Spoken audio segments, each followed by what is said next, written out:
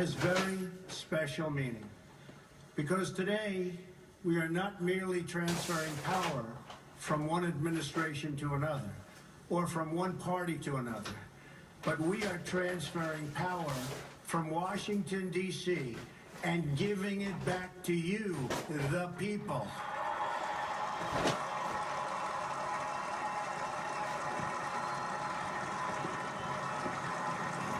For too long, a small group in our nation's capital has reaped the rewards of government while the people have borne the cost. Washington flourished, but the people did not share in its wealth. Politicians prospered, but the jobs left and the factories closed. The establishment protected itself, but not the citizens of our country. Their victories have not been your victories. Their triumphs have not been your triumphs. And while they celebrated in our nation's capital, there was little to celebrate for struggling families all across our land.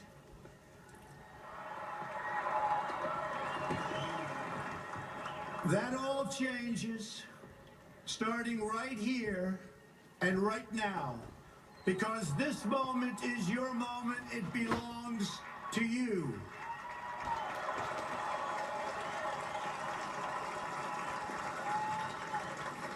It belongs to everyone gathered here today and everyone watching all across America. This is your day. This is your celebration. And this, the United States of America, is your country.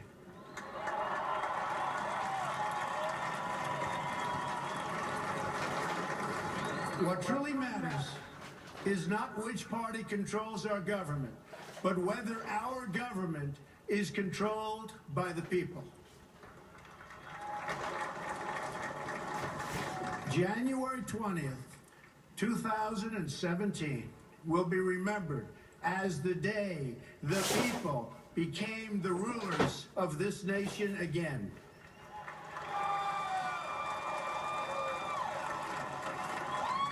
The forgotten men and women of our country will be forgotten no longer.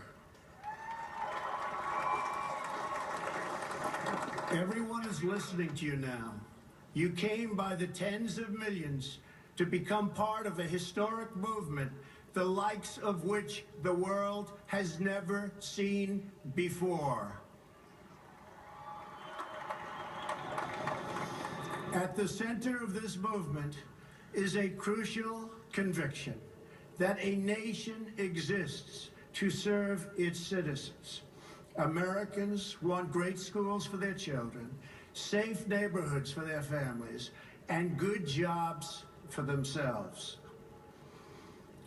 These are just and reasonable demands of righteous people and a righteous public.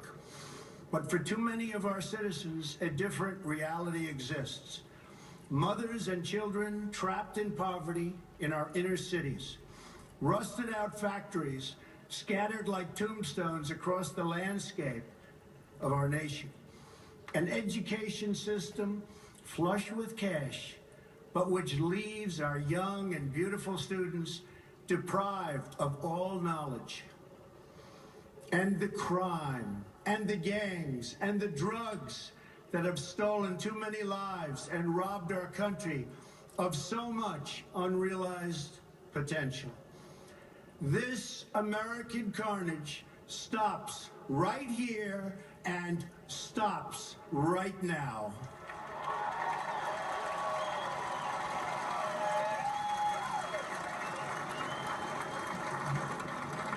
We are one nation, and their pain is our pain.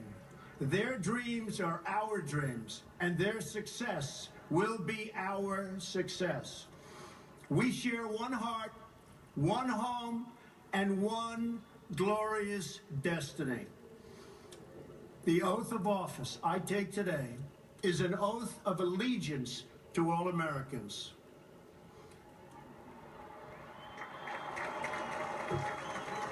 For many decades, we've enriched foreign industry at the expense of American industry, subsidized the armies of other countries while allowing for the very sad depletion of our military. We've defended other nations' borders while refusing to defend our own.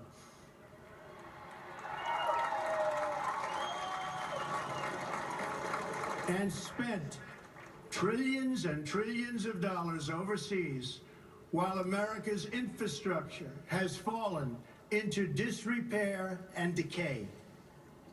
We've made other countries rich while the wealth, strength, and confidence of our country has dissipated over the horizon. One by one, the factories shuttered and left our shores, with not even a thought about the millions and millions of American workers that were left behind. The wealth of our middle class has been ripped from their homes and then redistributed all across the world. But that is the past, and now we are looking only to the future.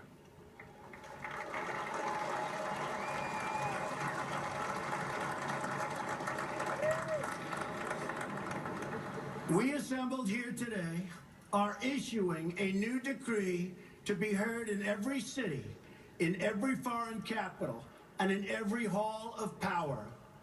From this day forward, a new vision will govern our land. From this day forward, it's going to be only America first. America first.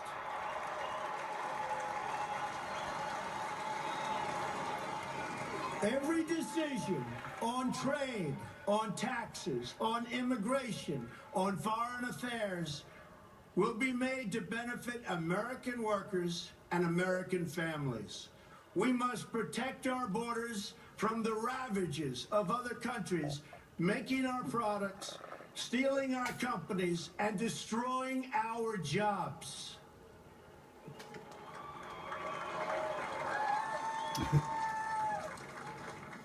Protection will lead to great prosperity and strength. I will fight for you with every breath in my body, and I will never, ever let you down.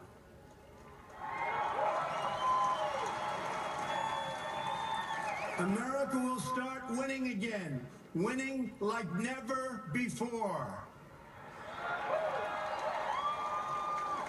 We will bring back our jobs. We will bring back our borders. We will bring back our wealth. And we will bring back our dreams.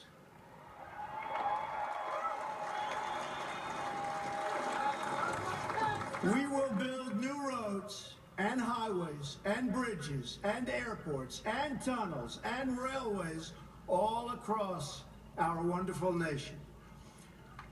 We will get our people off of welfare and back to work, rebuilding our country with American hands and American labor.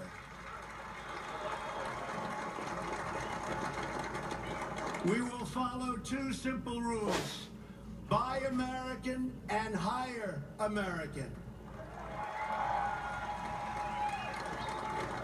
We will seek friendship and goodwill with the nations of the world, but we do so with the understanding that it is the right of all nations to put their own interests first.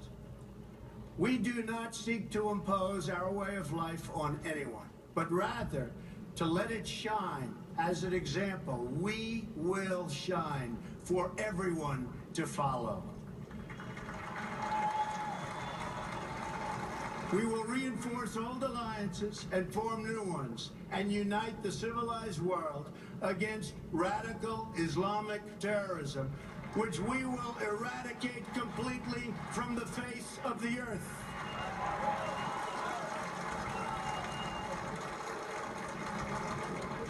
At the bedrock of our politics will be a total allegiance to the United States of America And through our loyalty to our country, we will rediscover our loyalty to each other. When you open your heart to patriotism, there is no room for prejudice.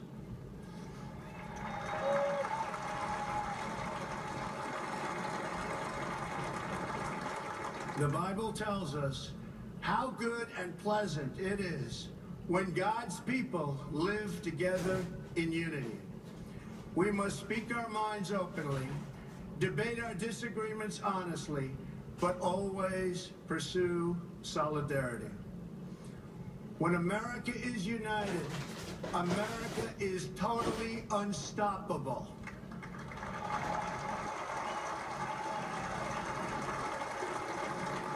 There should be no fear.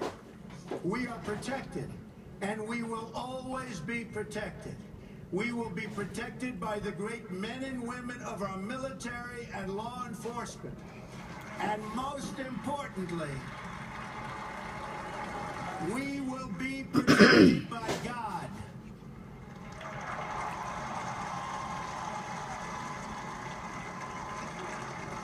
Finally, we must think big and dream even bigger. In America, we understand that a nation is only living as long as it is striving. We will no longer accept politicians who all talk and no action, constantly complaining, but never doing anything about it.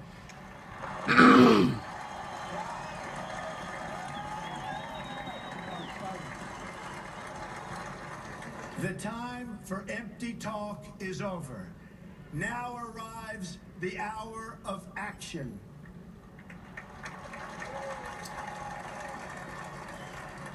Do not allow anyone to tell you that it cannot be done. No challenge can match the heart and fight and spirit of America. We will not fail. Our country will thrive and prosper again. We stand at the birth of a new millennium, ready to unlock the mysteries of space, to free the earth from the miseries of disease, and to harness the energies, industries, and technologies of tomorrow. A new national pride will stir our souls, lift our sights, and heal our divisions. It's time to remember that old wisdom our soldiers will never forget, that whether we are black or brown or white, we all bleed the same red blood of patriots.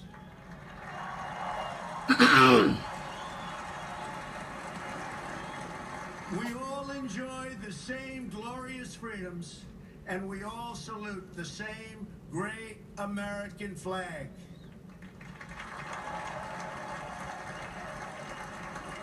And whether a child is born in the urban sprawl of Detroit or the windswept plains of Nebraska, they look up at the same night sky, they fill their heart with the same dreams, and they are infused with the breath of life by the same almighty Creator.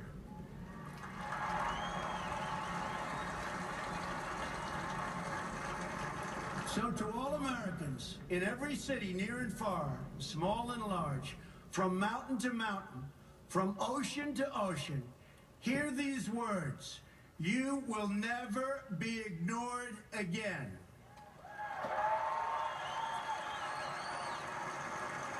Your voice, your hopes, and your dreams will define our American destiny. And your courage and goodness and love will forever guide us along the way. Together, we will make America strong again. We will make America wealthy again. We will make America proud again. We will make America safe again. And yes, together, we will make America great again. Thank you, God bless you, and God bless America. Thank you. God bless President America. Donald Trump concluding about a 16-minute remarks there in a speech that in many ways was taken